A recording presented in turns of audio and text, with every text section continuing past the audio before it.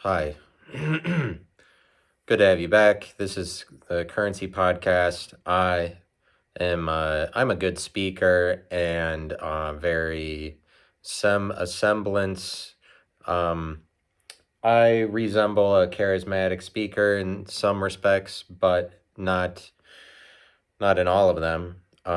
Sometimes it's fun to screw around and not be that good at talking. I mean, how good or how bad do you have to be? It's just when it's a solo podcast, I feel like I have to make reference to that, but you don't really need to.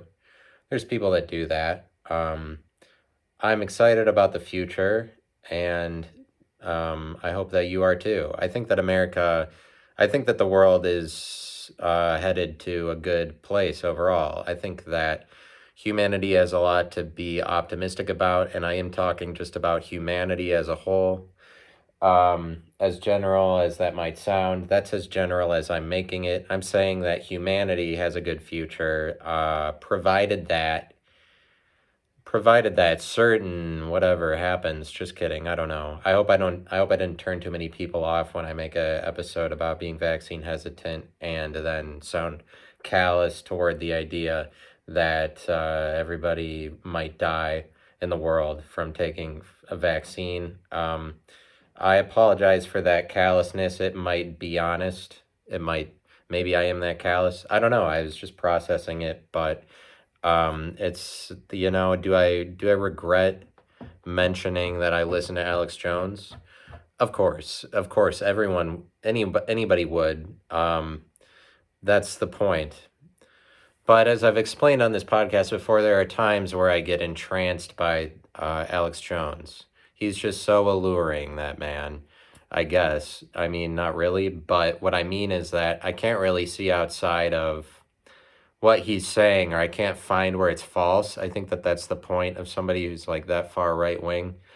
Um, you make it so that you're never really like false, provably, and so I would tend to do that with people that I am interested in their message enough that I can't see around it or see where it's false. Then I will be sort of under this spell of what they're saying.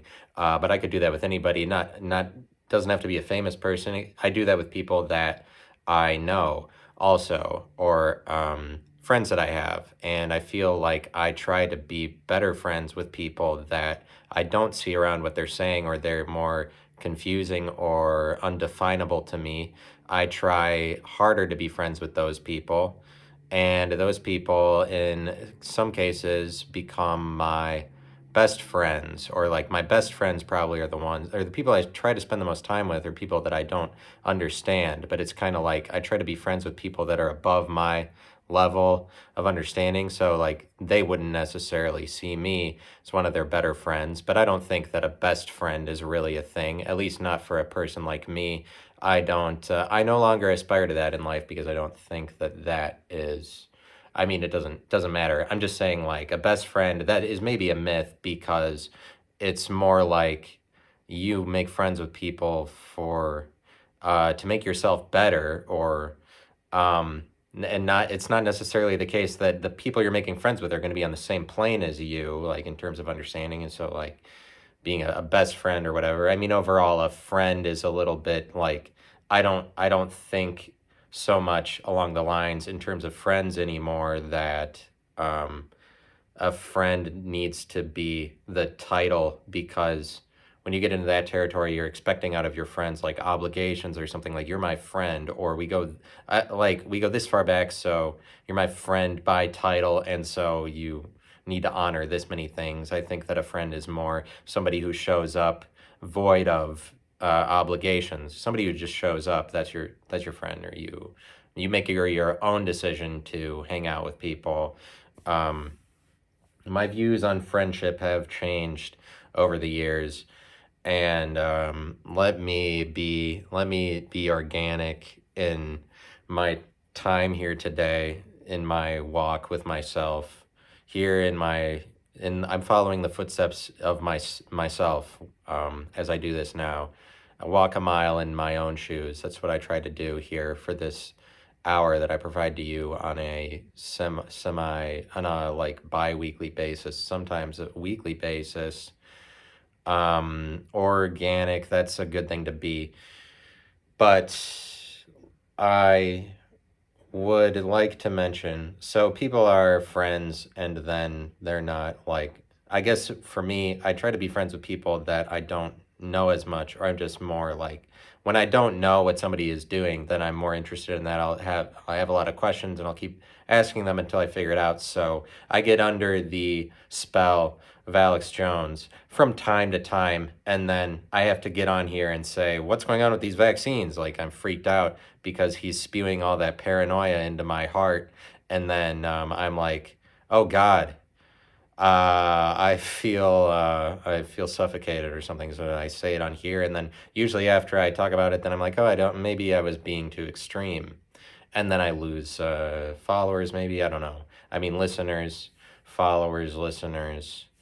You know how it works. They're one and the same. I don't necessarily lose anybody. I don't really know.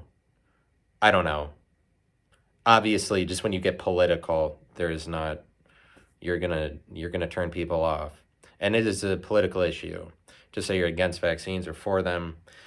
And but I was listening to the Joe Rogan podcast where Jordan Peterson was on. It's a really good episode, as you might imagine, if you're already into that kind of thing. If you already like Jordan Peterson, you're gonna have a good time watching that one. It's like 4 hours long.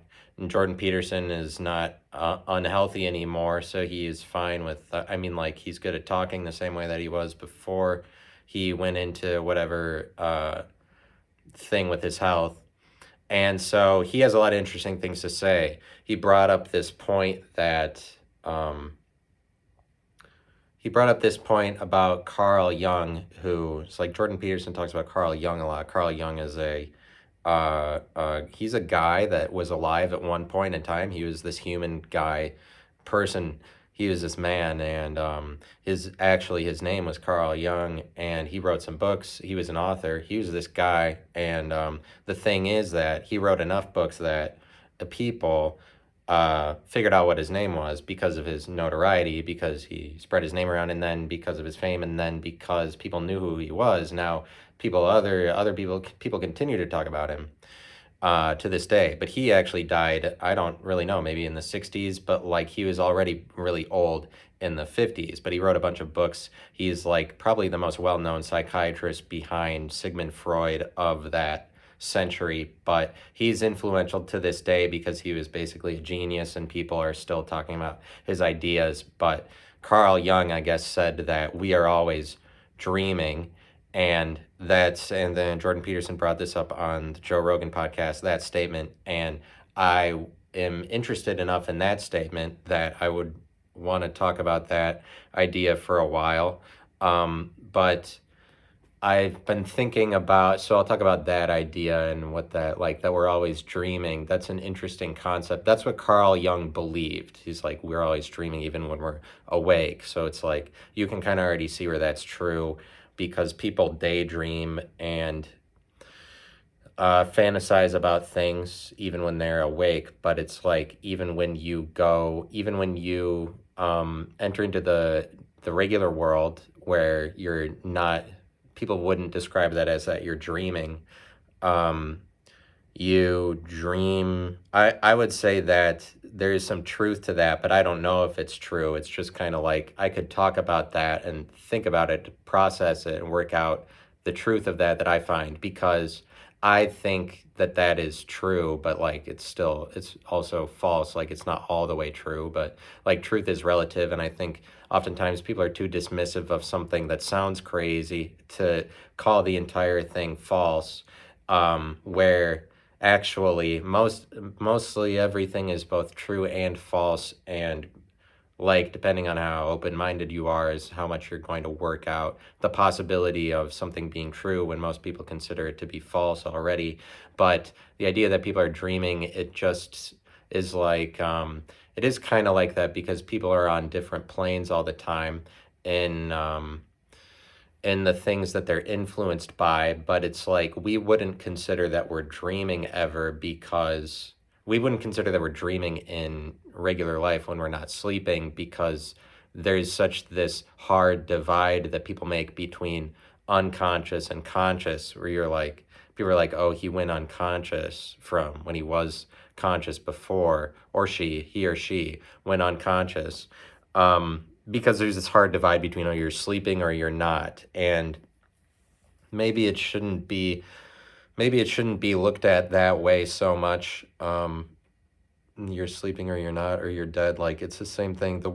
We live in a world that has to process death in this really absolutist way. Like, and I'd say that death is a little bit similar to sleeping. Sleeping happens as kind of a microcosm scale. If you like the cycle of a day, if you consider that to be a microcosm of the cycle of a lifetime, where like you would live and then you would die.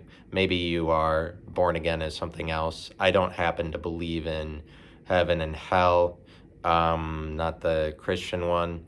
And so then you would ask me, what do you think happens when you die or when people die?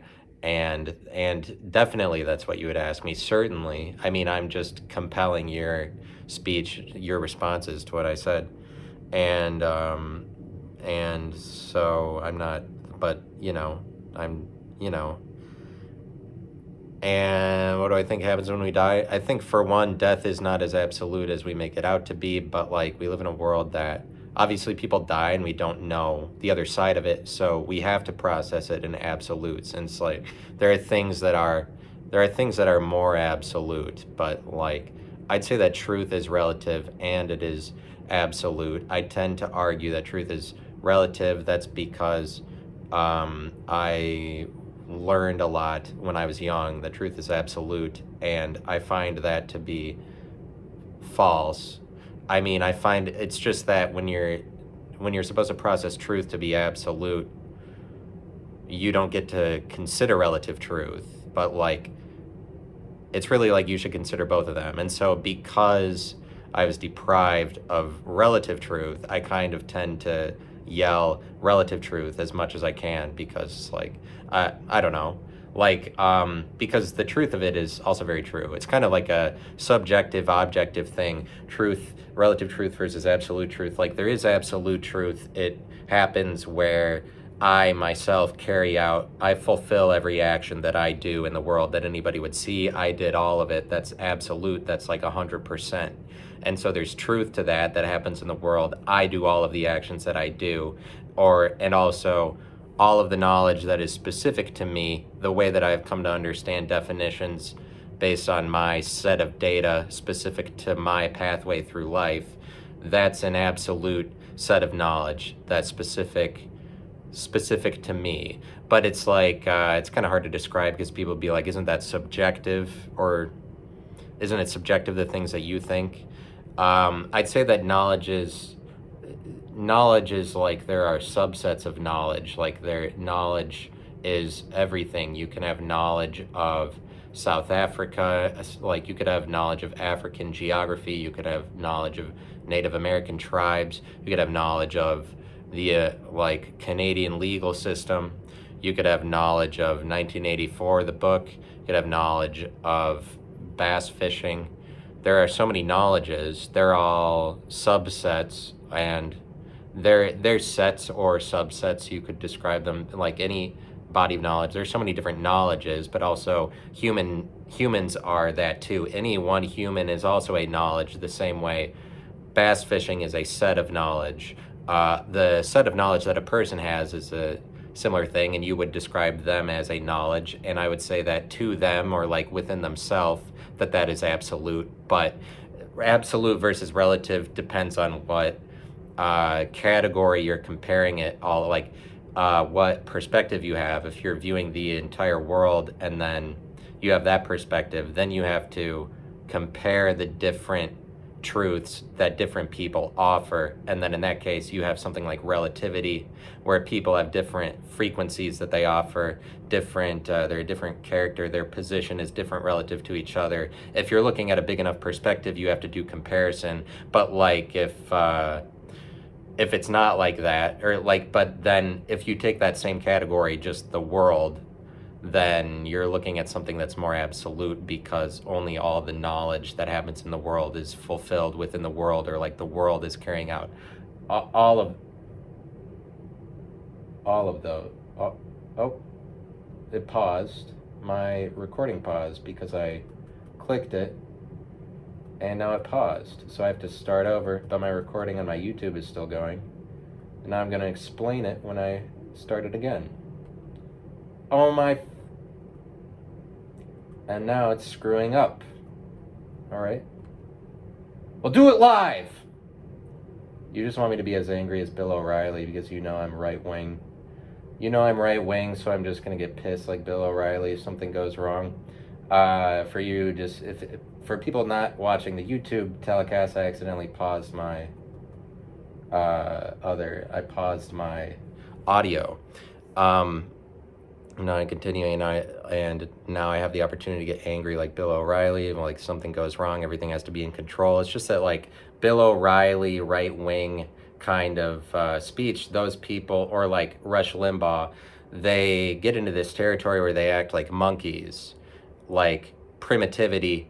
They get into the territory like Rush Limbaugh, really far right wingers, or pastors of fundamentalist churches. They kind of act like monkeys where uh, like they get angry at something stupid and then expect everybody in the congregation to also get angry at that same thing.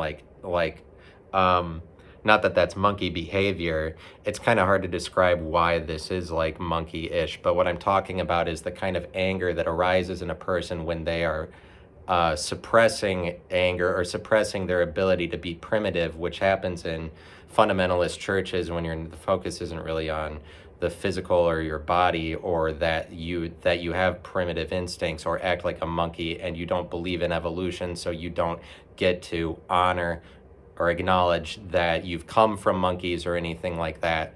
And what happens with that, if you believe in creation, you don't get to acknowledge the primitivity that's within you as a man or a woman. I guess I'm more talking about like these men that people all like a lot, like a Rush Limbaugh.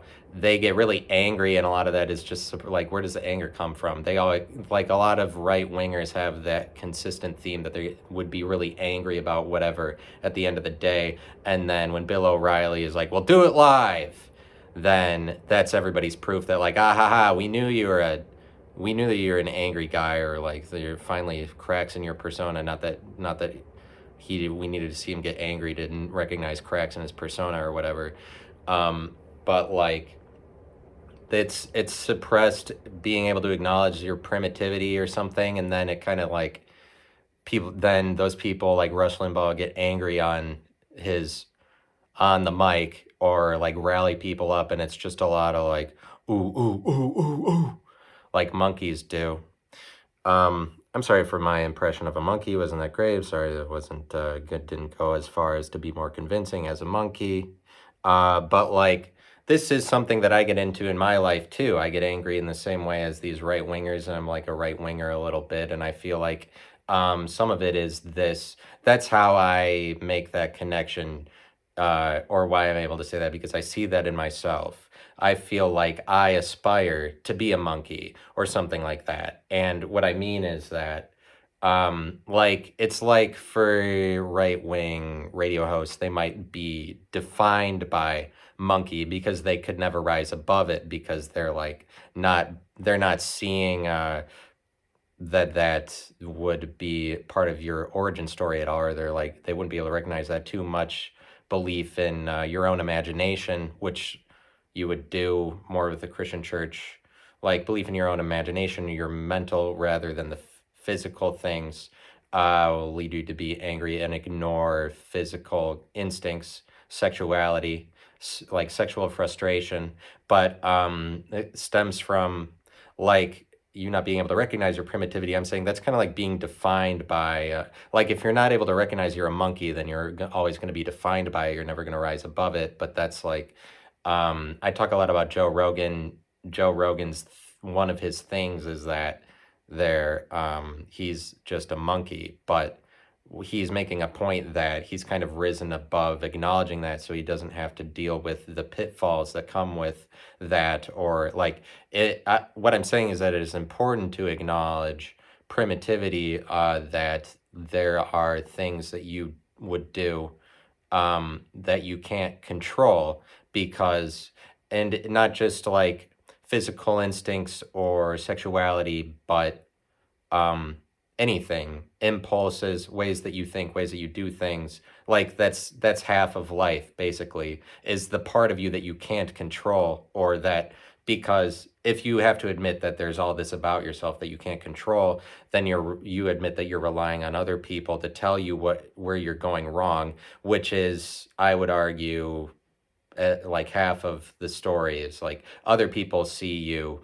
you don't see yourself. You can better yourself in certain ways that you would think about, or whatever, but how you could accelerate that process of bettering yourself if you got a lot of data from outside sources. It's just the difficulty is trusting who to trust, who's telling you what you actually look like that you don't see, when there's people that are lying or whatever. So like it, but and so you would get, if you're not a trusting person, you're really paranoid, then you're more, you're going to be on the right wing. But I'd say that there's that kind of anger. I would say that I get angry sort of regularly, and it helps me. Recently, I thought about, like, you kind of like, I sort of think about that it would be cool to be a monkey or something. I wish that, like, that's a sort of utopian image for me, and that's why I have the 2001: A Space Odyssey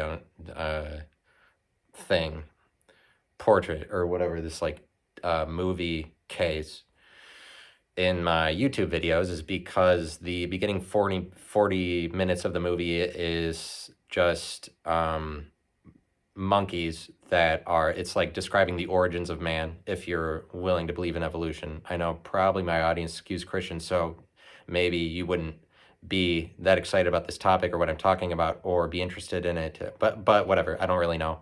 What I'm saying is that you go along with, like, what evolution says. You believe that we came from monkeys, and then if that's true, then there is this time that, whatever, my ancestors, or in order to survive, you had to be in tribes, and everything was about killing other tribes and surviving, especially when things were so primitive as that. The monkeys that we came from were not intelligent at all. And I just like a war scenario that's kind of interesting to me, but that's probably one of my favorite things in all of movies, is the first 40 minutes of 2001: A Space Odyssey. It's talking about like the origins of man, and then it cuts to like, oh, and then whatever, like 10,000 years later, then we're on spaceships or whatever, and then most of the movie is about them in outer space, in case you've never seen it. And that the beginning 40 minutes is a lot better than the rest of the movie, in my opinion.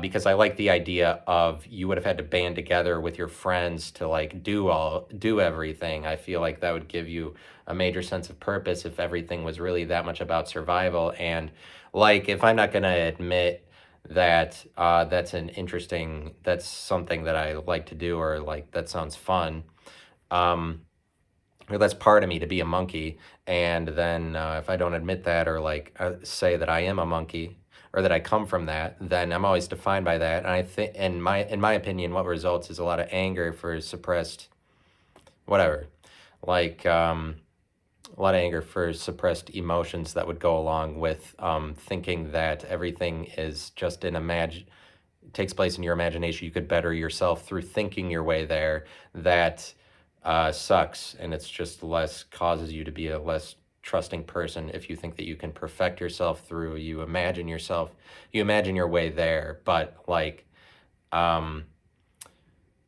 and that's kind of like Christian churches tell you that you can imagine your way to perfection, or they expect, like, well, you could control everything, right? At some point you would be able to control it, because like you're sinning if you do something that's out of your control. Like, Christian churches expect you to be able to control everything, as if you can imagine ahead of time all of the things that would present themselves as flaws to other people and correct them. Christian churches put this expectation on you to correct everything. Like, nothing should be out of your control, and that's a lie. But if you think that your whole life, that's just going to lead to anger and anxiety, thinking that you can control everything, when there's all these instinctual things. that you can't control. But what I was saying before was there's death, and like we might be on the precipice as humanity of recoding DNA to give ourselves longer lives, and that does something that'll totally change our perception of death if we're like, oh, well, you can live 800 years now or something. But people are afraid of death because we live in, like, well, you're only going to get 80 years and then nobody knows what happens after that. I'd say that death is not in reality as absolute as that. It's just that we have so little knowledge of what happens after you. We have to process it as this, like, boom, it's done. And I think that contributes to a perception that we have that, like, no, you're not dreaming during the day. You're just like asleep, you're dead, or you're alive. Like this hard divide between dead and alive, or unconscious and conscious. But uh, it's like I'm saying, it's my opinion that there's a spectrum between unconscious and conscious that we seldom recognize or don't recognize enough. And that's a lot of, like, I think that we're processing that more as it stands today, because a lot of people are bringing up consciousness, and they're like, oh, consciousness is so important, and people are trying to figure out what that idea is. I think that consciousness describes a lot of relative truths or relative states of consciousness. This is partially what's important about what people are describing with it, is consciousness is, it manifests itself in like everything that somebody invented. Every object around you is like all, it's all consciousness, as long as we give it a name. Especially if we give it a name and a title, and then it's a word that we process and we trade in that word, and it has value. When we give things value, that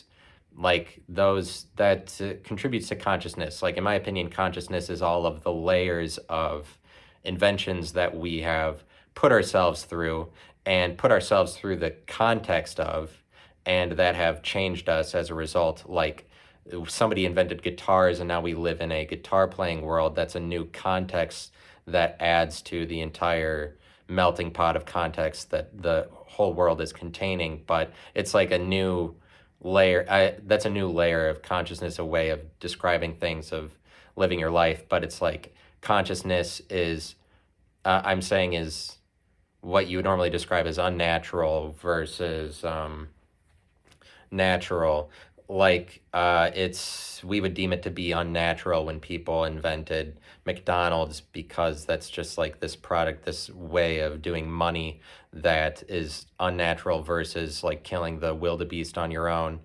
And so, but as time goes on, we make these inventions that are like relatively unnatural, and they're just new layers of consciousness. But consciousness, because we consciously are able to describe them at the point that they're brought into the world, versus unconsciousness is more ethereal and like maybe more natural, just because of the element of potential that there is. But there's kind of like a spectrum between unconscious and conscious. I'd say that there's a similar thing for, there's a spectrum between death and life, and we normally are just like, oh, death is horrible, death is really bad, because we don't know what's on the other side of it. We lose a lot of people to death, and it's just this, it is a hard divide as far as we know. But I think that the universe is more ethereal than that, that there's more like, there are points of reference between death and life, and there's like, things are more spiritual than that. It's just that we don't have enough knowledge that we are able to declare reality to be anything other than just the obvious world that we're living in, an evident one. And people like to make that the whole thing, or like, people like to aim at valuing the obvious, which is not something that I like, and I don't like people that do that. And that, in my opinion, goes more in the direction of stupidity, and not recognizing points of reference between death and life, is focusing or emphasizing the obvious in your life. But I'm talking about that there are people that exist by the boatload, by the millions, that are just like, oh, isn't like just that the weather is really nice today, or like they're going to focus on that, like it's a sunny, beautiful day. That's what's right in front of my face. So, and just like dogs kind of go along with that. Dogs are really visible. Dogs are the mainstream animal in terms of you having a pet. Like, there's probably people that have a pet squirrel. But like there are people that have pet squirrels or pet aardvark, but those aren't not very many of them. Most people, if you have a pet, the most likely outcome is that you have a dog or a cat. And so those are like the mainstream perceptions for having a pet. And their mainstream, their majority, like the news is going to cover the news is going to cover stories about dogs all the time. The dogs get a ton of press, and all of that press is positive, basically, too. Another thing to recognize. But people, I'm saying, get a high off of positivity. They emphasize this, or they're like, that's the height of existence. Like, there's some people, I think everybody gets high off of something, but some people don't do any sort of drug, but they still get high off of, like, the people that do no drugs or anything, or like try to avoid all of that. They're just like, I'm going to get high off of life.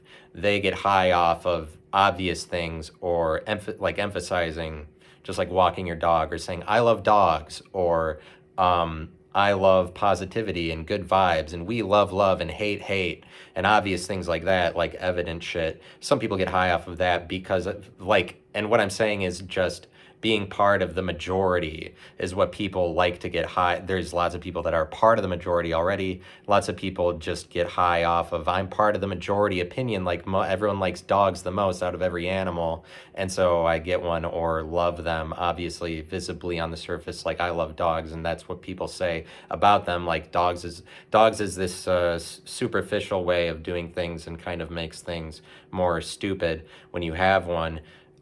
It's superficial. A lot of people emphasize, I love dogs because my dog is so happy to see me when I walk through the door. And that is, that proves what I'm saying, is that it's superficial, what's right on the surface. Like, in terms of the relationship, the beginning is what people emphasize a lot about the relationship with dogs. It's like the beginning, when you walk into the room, what's right on the surface, but they don't talk about, for the next 3 hours, the dog is just walking around, maybe ignoring you, or trying to get your attention. He's not like excited to see you all the time, but people are like, they're excited to see me all the time. What they mean is they're excited to see them in the beginning or on the surface. But there's a certain visibility. Dogs have more visibility. They get a lot more press. Like, people like obvious things, like the weather, things that everybody can see. Some people get high off of this because for some people, this is like the height of human existence. Because if you're part of all the things that the majority of people are a part of, then then it's kind of like you can say that you're enjoying all the best things that humanity has to offer. And some people get a high off of that, or just being part of a majority, or popular opinions, or what they think are popular opinions. And I don't like that. I'm the opposite kind of person from that. I don't like that you would emphasize the obvious, but some people are like, that's their thing. That's what they get high off of. They love the obvious.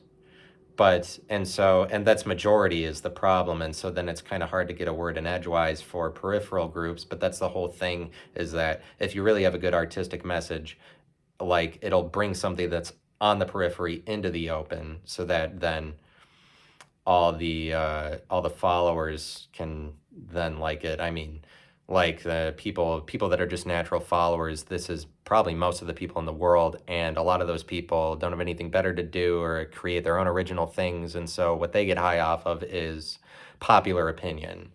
And like, I'm saying that there's death and there's life, and that kind of is more in the trajectory of, like, I don't know. Well, you don't have to analyze as much, but like, the world is, they get all up on, all excited about whatever the shit is, and that's totally their prerogative. It's totally their prerogative. I'm not going to try to take that away from anybody in the world. I mean, that's not my place. I mean, come on now. I mean, seriously, like, what am I doing here if I'm trying to take away somebody's prerogative? Too many R's in that word.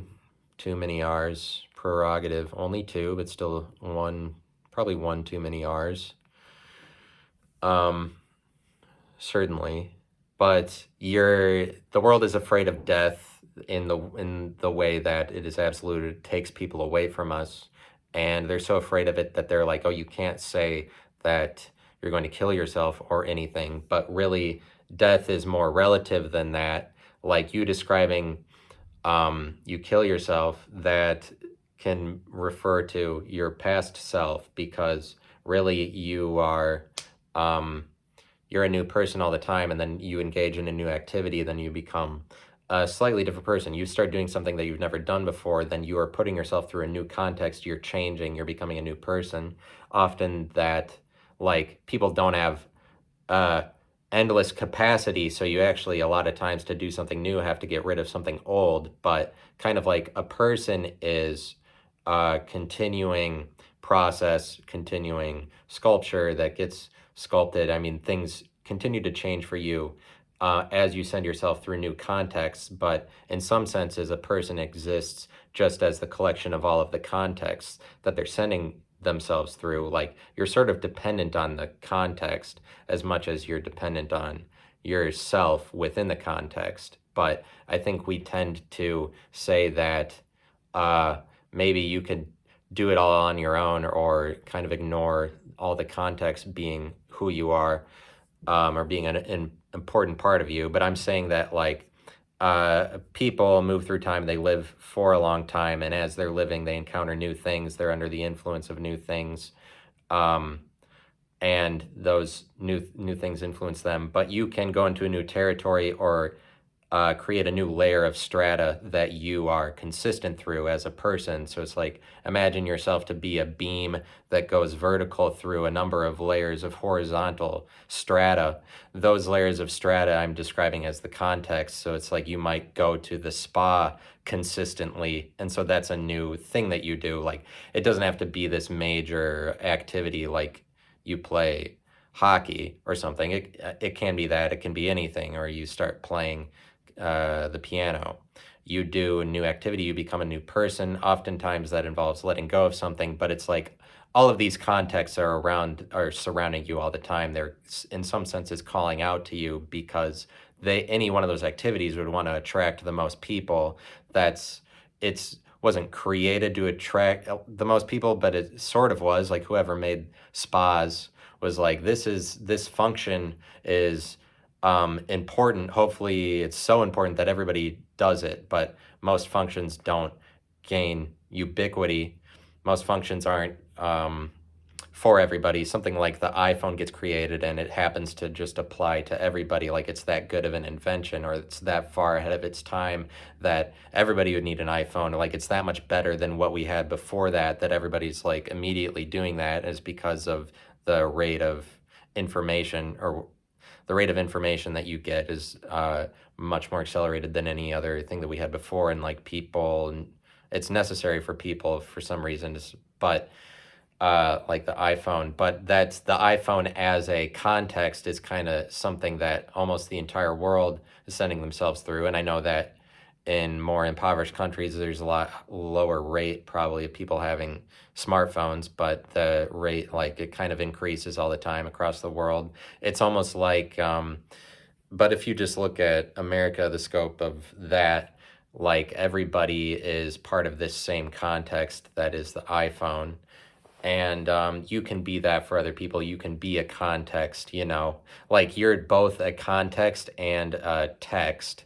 And by that I mean like text within a context, or words on a page, where the page is the context and the words. But like you are, like you or any person, you're a context for other people, because other people form relationships with you, and then they're influenced by you in some way. And it's like you are influenced and you are influencing all the time. People are different things. Like, people themselves are a body of knowledge, besides that we have all these external bodies of knowledge, like physics. Like, physics isn't a person, but it's this body of knowledge that all these people can relate themselves to, or you can send yourself totally head over heels into the world of physics and be like a PhD in physics, and you specialize in that. and you really give yourself over to that world and that reality, and there's all of those bodies of knowledge that there could be are all like realities or sub-realities within realities. If you're considering uh, Liberia within Africa, that's a sub-reality within a reality, and then Africa is a sub-reality within the reality that is the world. Um, and there's just like realities, but I'm talking about that um, that in reference to well, actually, what I've started off saying was that people are afraid of death, and that prevents people from being able to say, I want to kill myself or something like that. By the way, I say to myself often, kill yourself. I don't advocate for that. I'm not saying that you should take that literally. I'm saying that means something. It means something different to me. It's why I say it. I repeat it to myself often. It's not healthy necessarily, but when I say that, like, I basically mean you need to change.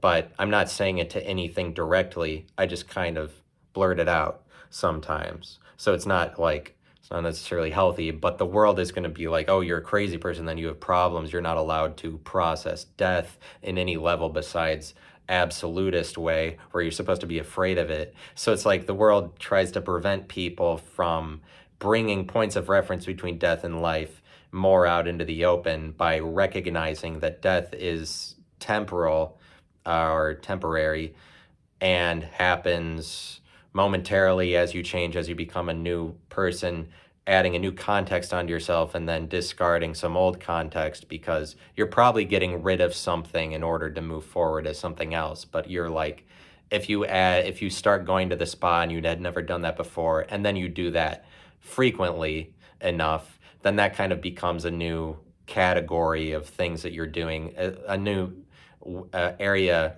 that you're spending your time frequently. And so it's like a new category, new layer of strata that the beam that you are vertically goes through. It's like the beam goes consistently through all of these things. This is what you as a person are, but you're constantly discarding old contexts that you don't do as much anymore and then doing new ones. But you could look at this just as listening to music is a good example. You discard bands that you're tired of listening to and then move on to new ones. You find new bands and like stop listening to old bands, but it's the same with your vocabulary. You find new words, you graduate to new words and then discard old ones that you just forget about because you're losing contexts. But it's kind of like that's the sacrifice you make to actually change, and it's difficult to continue moving on when, like, if you reach a safe area where you can settle with the things that you already know. But it's kind of like a battle against safety, the battle to continue going on to add new context onto yourself. And so it's like I'm not I know that you probably think you're a crazy person, but when I say kill yourself, I'm just referring to like kill your old self. That's what it means to me. It's not necessarily that great, but the world doesn't want you to mention that, doesn't want you to view death as this relative thing, or they don't understand that it would be. But it is that because you're dying as what you were constantly. It's just that there's this big ultimatum death that we'd refer all death to, like we refer all death to that one, the one that causes you to go away forever. We don't see you on the other side of it. I think that there is probably knowledge that we would get maybe over hundreds or thousands of years that would cause us to understand that giant divide that happens at death can be dissolved into processable, more individualized, like, oh, it's kind of like it's more ethereal rather than there's this hard definition. Like, I think that things are more spiritual than that, basically, and that you might, I don't really know because I don't know, but I think that things are more spiritual, and it's more like when you're in your body, you're just sort of spirit or soul that's trapped in there, and then you do that as long as until your body dissolves, and as your body dissolves, I mean, whatever spirit is there, it gets loosed back into you die, and then you're not part of that anymore. Your spirit does get loosed out of your physical body at some point when you die, it's like that is spiritual. I know that a lot of people are like, well, when you die, then there's nothing that happens afterward or whatever. And what's weird is, like, people will look at a dog and everyone's kind of the consensus that, well, when your dog dies, no one will ever see him again anywhere. He's just gone. The lights go out and that's it.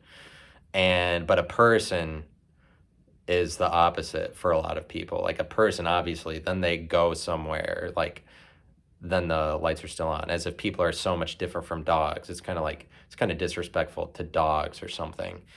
Disrespectful to animals. I think that like people should probably recognize in the same respect as being more open to where we came from in a primitive sense. People should respect intelligence in animals more than they do, because we tend to be like, oh, animals are very stupid and we're very smart. I think that is going to be out of date eventually, or that's just the result of we've arrived at this place in terms of consciousness and what we've come to understand at this point in humanity, where we have recognized that we're the dominant species and we recognize animals as less than us. But like, I think that there's a step further that we have not yet taken that comes with more intelligence, which is that these animals are actually is recognizing the intelligence in these animals, that they might have something to say or something, but like they're better than we make them out to be. I think that it's dull to look at animals and just say, like, we kind of look at them like they're really stupid, but people get their dogs and they're like, I love my dog and whatever, and what they mean is that people are like, I love lions. What's your favorite animal? A lion. You don't love lions. You love lions that are in captivity.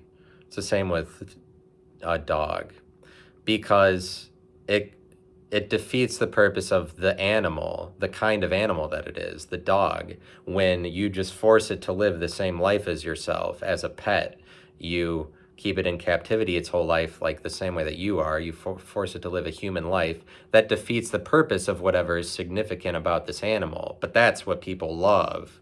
They love their dog for whatever it is. Like, you don't love dogs. You love dogs that are in captivity, that are captive the entire time, that live a human life the same way you do. Because, like, there's so much more different about a dog that's in the wild, and that's more significant and more specific about the species, is like what it does out in the wild. That's what is important about what dogs do. It's really diminishes their importance when they just live the same life as you in captivity. And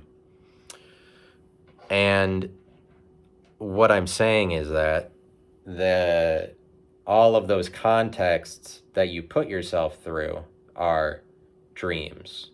The way that Karl Jung said, dreams are, you're always dreaming. You're always dreaming because there are relative levels of lucidity and knowledge. And the question would arise, at least in my mind, if I was to say there's relative knowledge, is there knowledge that's better than other knowledge? And that's also what's important, is that it's not just that we're always dreaming, or that there's all these contexts that you could send yourself through. So it's like, I'm saying that the context you can send yourself through, any one of them, they're like dreams, at the point that you don't make this hard divide between conscious and unconscious, like sleeping and waking. If you see that more as just like the transitional process of that, or like the spectrum that occurs between us, like the sun being up and the moon being up, like the sun slowly goes down, lots of points of reference for the sun as it goes down as far as you can see it, and then as the moon goes up for the night, like the spectrum points of reference that exists in the course of a day or whatever. And like a cycle is what I'm talking about. A spectrum kind of offers a picture of a cycle or a circle, because it gives infinite points of reference that are possibly recognizable and like you can recognize the point that the sun is in the sky at any point and give words to it. There are possible points of reference for recognizing all the infinite points in a cycle, but I'm just belaboring the point. What I'm saying is that if you allow it to be more a spectrum between unconscious and conscious, then you're recognizing how that when you're awake, the things that you're going through are dreams, the same way that when you're sleeping, those are dreams. They're just in different realms, really. And just based on our level of intelligence, we have to divide those realms completely into halves. We're like the sleeping realm and then the waking realm. I think that it isn't like that. And that is, as far as what Carl Jung is saying, is true. I don't know if it's true. I'm just processing the truth of that. The truth of that statement to me, that we're always dreaming, is that there's no divide between sleeping and waking, the same way there's no divide between living and dying. It's more like you end up in a new dream when you're awake, and that dream you can just describe as your house or apartment. That's a specific environment, but it's not just one dream, it's dreams on top of dreams. Your apartment within a district, within a city, within a county, within a state, dreams on top of dreams, environments that have different names and different characteristics and different characters and people that live within them. And like your entire life is one dream that has all of the people that you meet. And like, I mean, if you're willing to say that we're always dreaming, it's just, and I'm talking about being under the spell of something. And if you live in your house all the time, you're obviously very under the spell of that. You're contained within the borders of it. You can go outside of it and you can be less defined to it if you move a lot. And I advocate for more, like, we should move more, because the world exists in this superstitious state of things where everybody kind of lives in the same city for years and years and years. I think that there should be more motion. As long as you see that things are stagnant like this, where people lock themselves into these long contracts, or even like a friendship where you're like, I'm friends with them for 40 years, and then you think, oh, you're obligated to live near them, even something like that, like title based things. Like, people lock themselves into things that cause them to be more stagnant or stay in the same place, but there's safety in that, rather than pursuing things that aren't safe. Like going beyond your comfort zone is safety, what you know to be familiar, to change, to do something else, to figure out new context, make yourself a different person. This goes against stagnation, but it's like, it's less superstitious to not stand over and control the aspects of your life that you're already controlling. It's less superstitious to move on to new things because you're not trying to control something that you're standing over.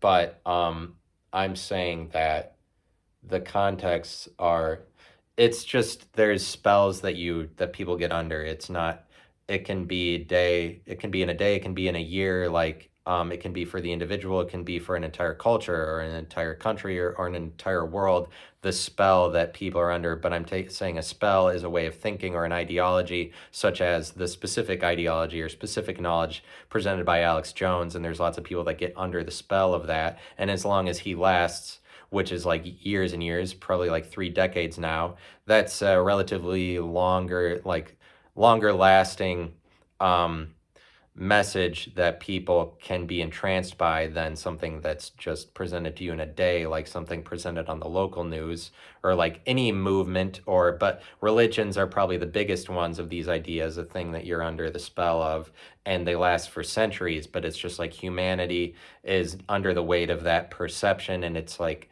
the more mainstream a religion, the more mainstream a perception, the more it's a majority of people that do it, the more mainstream the perception is. But it's like, I'm talking about perceptions are dreams in a sense, but because there's relative levels of consciousness, there are planes that people exist on, and you exist on different planes and different groupings of them than anybody else.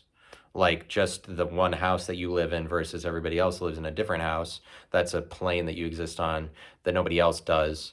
And it's like a state of consciousness. And like, there's like they're dreams, your influences, because you go from one to the next in different environments. It's just like we obviously wouldn't call what you're doing in the daytime dreaming, because we give so much credit to the physical world.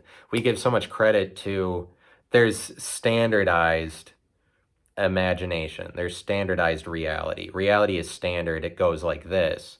And really, the mainstream media is like, they're like, we are the reality, sort of, as long as that lasts. But we're kind of in the process of dissolving that. Well, there's this reality that we all need to be on the same plane of, and so the mainstream media is having a hard time as a result of just things that are happening in the world. That perception is changing. And like reality, there's standardized, we think that there's standardized reality, and so because of that, we're not going to describe that we're in these sub environments all the time, or like these sub states of influence, where it's like you're going to get different influence at the spa, like relaxation, different energy here versus some other person's house. Like even one of your friends' houses versus another of your friends' houses, there's different energy, or it's like more difficult to be some places, or some people are like, you just feel angry energy anywhere. Like there's different, rather than that we recognize differences in our environment, differences in the climate. There's kind of an emphasis on this very obvious, like, oh, we're all in the same reality, we're all in the same plane.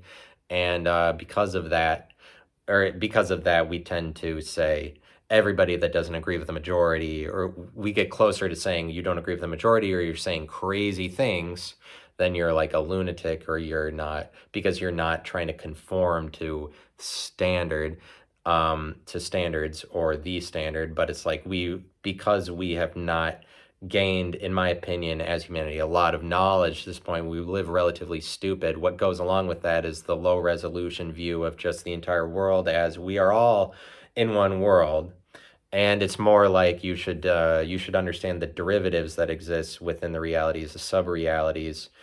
And those are like, and if you do that, then you're saying more like they're dreams, but that there is no reality. And I would go further than that to say that it's not just that, but that there are better versions of reality. I'd say that more wisdom or more intelligence is a better way of understanding reality. You would rather pursue the sub realities that are better. And so it would be difficult, or you'd probably wonder, or at least I would, what would be better about reality? Which ones would be better? Or that you'd be able to argue that. I argue that there are better realities to pursue, and it's something like lucidity, as I've described it times before. It's like lucidity, we describe as, well, you're lucid. The weather is really nice. Dogs are great. We love dogs. The weather is very nice. Whatever the CDC says is true, because they're the highest standardized. Everything that we know, and we don't, if you don't see it, then we don't know it, so don't talk about that. Like, this is what most people are declared to be. Okay, you're lucid if you speak in those terms. So the utmost sociability that people agree with, like the majority things, is basically what people mean when they're like, if you're lucid, then what they mean is you agree with popular opinion, essentially. And I think that there's better levels of lucidity. I think that it's not very lucid to say that the world is one thing, and it's not very lucid to say that Christianity is the reality. And anytime you're saying reality is one thing, that is not as lucid, and not as high of a reality, and that you should aspire to higher realities than that. But that comes with being more open-minded to many different realities, like, or being more intelligent. Um, but like, it's not like it's not a matter of you become more intelligent necessarily. It's just that when you exist in lower states of lucidity, that's like a bad trip that you're in, or like more like a nightmare or something. I mean, you're in if you're in a state of things that you relatively just repeat the same things, like going to work every day, and there's no like what does it amount to? If you're stuck repeating the same things, these are worse levels of lucidity, and the whole world kind of lives on this. But there's um, like higher levels of lucidity is like the same thing that Yoda represents, is like he's the wisest ever, and so that's why he's always happy. Basically, he's always peaceful. He always knows what to say, and so he always kind of has a wry grin on his face because he's so wise, he because the like it represents he's risen above everything so much, or like he's so high that he's basically always happy. But I'm talking about more happiness comes with things that are better, like more happiness, more peacefulness comes with more knowledge. You rise above, but like more knowledge is more pointing out more specified bodies of knowledge. But it's more lucid to not to in my opinion, it's more lucid to not be caught up in things that you have to keep repeating, because that's not practical. Or like reality has so much more to offer than that. There's so much more that you would allot periods of time to different things, different contexts. But like that's kind of more, you get into that territory and you would recognize that there's a lot of ways that America lives that it's just like a bad trip. Or like consuming celebrity culture, which we did forever. That's just like going back to the same bullshit. Or like consuming the news or anything, or one TV show, or one, like making your life about one thing, continually repeating same things. I think it's more lucid to recognize that there's no standard for lucidity, basically. I think that what people deem to be lunacy or something, but like you have to go into lots of areas, or kind of be against um, things that people expect you to go into, like living in the same place forever, like signing onto contracts that stagnate you or whatever. But like, so you're under, like, I hope I said different enough things, but it's like a war with safety. That safety is, you can really try to make your life safe. Like you can try to collect a lot of money, or you can be like, these are the things that I do, and now I'll do that, and I'll be safe. I'll be good until I die. I'll be safe with, I do this, then I'll have the money that I need to die, retirement. And it's like the country pushes a lot of people in this direction, whoever it is, insurance companies or those companies that help with your retirement, that they're like, you need to plan for your retirement. All those commercials about 401k and working until you retire so that you can move to a beach or whatever. And like there's just this big emphasis on safety, and it's kind of like having so much money or so much success that you don't have to worry, or like the safety of that. People like to build up safety and make things safe, but in reality, like the present moment offers you the safety. Like if you're willing to not care about your past very much, then what you have around you is safety, or like you trust the world around you, then you recognize that you have safety, and then you can do whatever you want, or move on to whatever new thing that you want to. Because there's safety just in the present moment. That is its own, like safety doesn't have to be this big thing. It doesn't have to be this big room where you're like, you're in it all the time or whatever. Like you're closed in there, shuttered off from the world. You don't have to meet new people. Like it doesn't have to be that. It's already there for you. Safety is already there. You're already alive. You're already breathing. You're already doing it. You're already, and like, oh, that could go away. It's kind of like that. It's kind of like, it's like the Bible verse that they, whatever, God takes care of the birds, so he's going to take care of you. I think that it works like that. Like people will, it'll be fine. But we think that it won't be because we get into thinking of all the things that could go wrong. I think that safety is already there, but then we project or expand safety, the idea of it to be like, okay, it has to be this big of an area that's protecting me or confining me, or people want to be defined by things so they feel safe. But it's like dreaming thing. You relatively enter dreams. You relatively take part in planes of existence. I just think that the planes of existence are so disuniform that it is something like you're entering into states of, even a TV show you watch is like a dream that you enter into because of that scenario. It's like a dream that somebody invented, and we kind of go in that direction, more like imagined states of existence. If you're willing to say everything is kind of like an imagination, and it's like Applebee's is an imagination because within Applebee's are this specific set of images. So it's like it's that imagination versus Best Buy. It's like a specific set of images presents itself in Applebee's, not just the pictures on the wall, but like the way it looks and images contained within it, the same way that your imagination contains a specific set of images of what you've seen. And it's like that. You go into different restaurants or whatever, and their own reality, their own within it, in it are these images, like whatever you imagine. Specific imagination is specific images. So it's kind of like a knowledge that's specific to Applebee's is what Applebee's contains. And if you're willing to say that they're all imaginations, then that is especially like, it's kind of like entering into some dream state where certain rules apply, like different games within each other or different. You have to act in different ways. You kind of have to be a different person for different rules that apply to a different game, like going to a restaurant versus walking into Top Golf. There's different rules for those, and you have to act accordingly. And like what you're doing is fulfilling the whims of a context, and the context isn't you.